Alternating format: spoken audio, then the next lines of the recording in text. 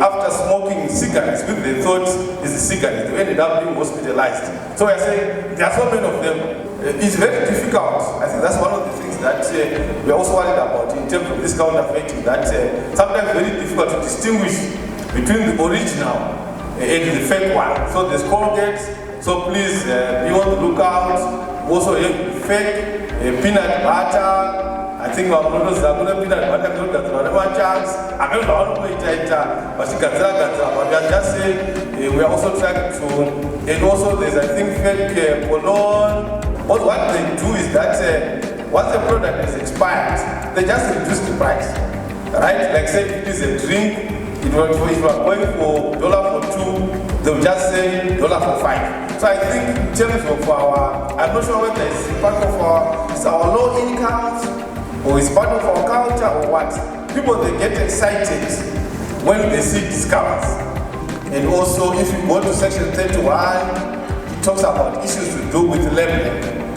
I think some of the counterfeiting that we are seeing is in terms of deceptive, in terms of the labels.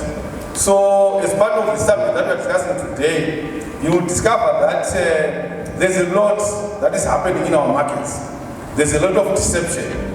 There's a lot of these counterfeit products. I think we've seen so many articles. There's a lot of these fake products. There's a lot of these substandard products.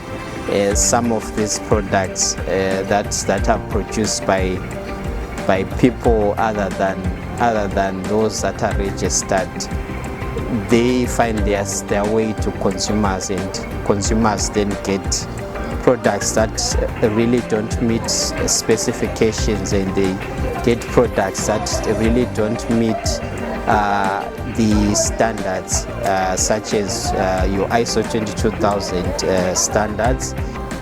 Food contamination is very high and prevalent in most of the food businesses.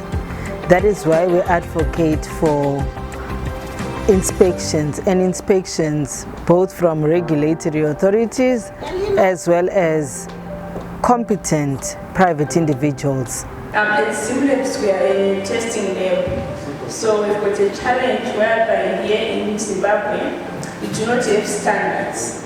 For example, Mr. Patel brings his spices to our lab, but I don't have a standard. For example, let's say for total bacteria, what's the recommended limit? So I think it's a gap that we need to close here in Zimbabwe. And I know there's a standard FSSC 22000, which is in version 6, that talks about grey markets. And as people within the FMCG industry, we need to be wary of these grey market issues and address them. And how do we do that? We do that by using a risk-based approach and with systems such as HACCP, which is Hazard Analysis Critical Control Point, and having a robust food defense systems as well as food fraud prevention programs. I also then referred to climate change, which is a new and topical issue which we also need to grapple with. So food safety is evolving, as it were.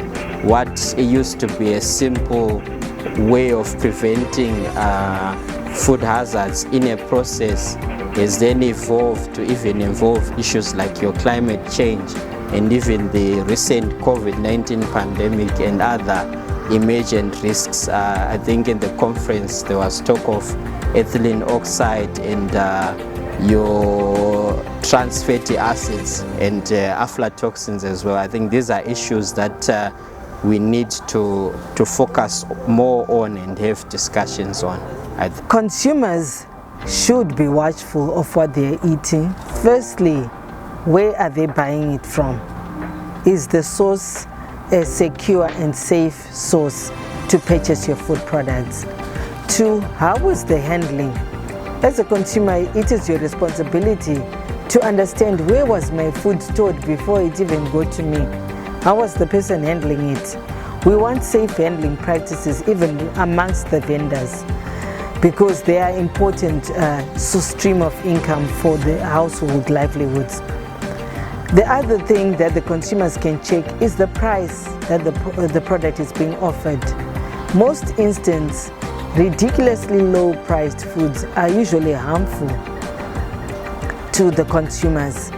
I'm not saying that consumers should only buy expensive products, but that is one indicative factor. And then finally, the consumers can also check the packets for tampering. They should check the labeling. Is it written in a language that they understand? According to the laws of Zimbabwe, all foods must be labeled in English. So if a food is not written in English, then that food has not been approved by the authorities for consumption.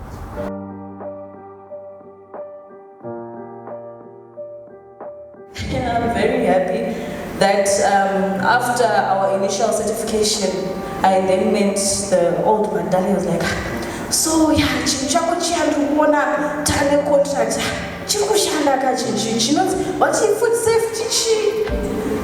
So I was very happy. He now has an appreciation, and it's across all boards, because it's not only about having it on paper, but you also have issues to do with culture that then contribute to the effectiveness of a food safety management system. So the certificate also has made us gain contracts. We now have 7 contracts from big players, international players, by the way. I'm happy to say that they've now recognized that it's very important. It benefits the business. There are short-term benefits and also long-term benefits. Because if you look at Section 10, for those who like reading of the Consumer Protection Act, Section 10, it speaks to issues to do with the right to health and safety. In that section, it says that suppliers of goods and services are prohibited from selling or marketing goods which do not meet mandatory safety or quality requirements as prescribed by law. So it's now an offense. And it also goes further. If you go to subsection 2, it says that consumers have got the right to receive goods which are free from defects or which are free from those substandards. We are educating our consumers, I think, as it starts, to say that please, you need to buy products from registered supermarkets or from registered businesses, because from the surveys that we've done, we've noted that it's very rare to find these counterfeits or these fake products in your big supermarkets like like your Pick and Pay. But most of these products, they are found in the streets. They are found in these small shops. And then secondly, what we've done, we've started some lists, because we have got our compliance and investigation department. Our inspectors, they are moving around.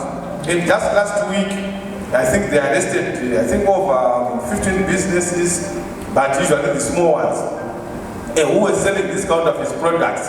And I think those who deal with there are so many varieties. I think what we are told by the Ministry of Health is that I think there are only 2 which are registered, but the ones that are being sold, there are more than 80 of them. We've confiscated some of the products, and we've destroyed some of the products, and we've actually taken some of the businesses to court. Instead, we are doing enforcement, but I think we need more resources to ensure that we cover the rest of the country, because I think we only have 20 inspectors, so we can't cover the whole country, but we are trying our best. We are negotiating with the Treasury so that we have more inspectors, so that we cover every blade of the country. But this thing is really, we are really serious about it, and we are working flat out to ensure that we nip the practice in the bud. Then the other thing that we've done, I'm not sure whether we have companies here, but what we are saying is that if you look at counterfeiting, it does not only affect consumers in terms of compromising their health. Actually, it affects more the business. And businesses, they are affected on 3 fronts. The first one is that actually reduce the sales, because these counterfeit products are cheap. So people will now end up buying these cheap counterfeit products. So that's how we're affected in terms of volume. And then the other one is that in terms of brand image, our businesses, they are being affected because if I buy a product which is fake or which is counterfeit, what I would just say is that after consuming it, I'll just blame the manufacturers. Because I'm a consumer, I can't distinguish whether this one was manufactured by someone else. And then I think even in terms of their effect on their business itself, I think it's also being affected. So what I'm saying is that we actually need, and we've started, to work with the private sector. But the private sector, we are the owners of these businesses. I'll give you an example. I think we've got Zimbabwe, Delta there, Zimbabwe, which is fake coke, which is original coke. So we are saying, let's work together. So ours is to do enforcement. But you now come in terms of helping us to identify those fake products, because we are not the technical experts.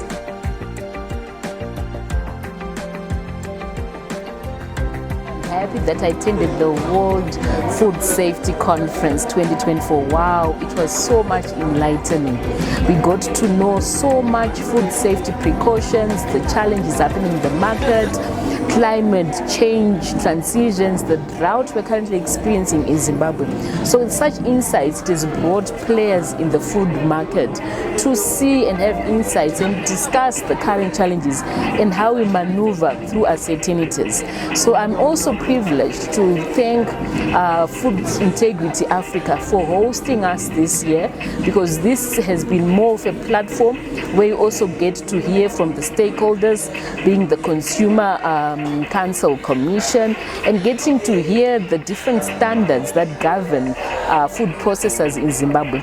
So above all, we are also glad that there are risings or way forwards that arose from this conference, which we look forward for implementation and further engagement with stakeholders. We are really grateful for such events. As you know, Africa is saddled with high rates of foodborne illnesses. It's good that as different stakeholders, be it food manufacturers, compliance regulatory bodies, to come together and share insights in terms of food safety. It really helps us improve our system, and also with the edge for fighting these issues to do with food security. As you know, food safety issues also have an effect on food safety. Events such as World Food Safety Day present an opportunity for like-minded industrial professionals to collaborate and discuss these issues, and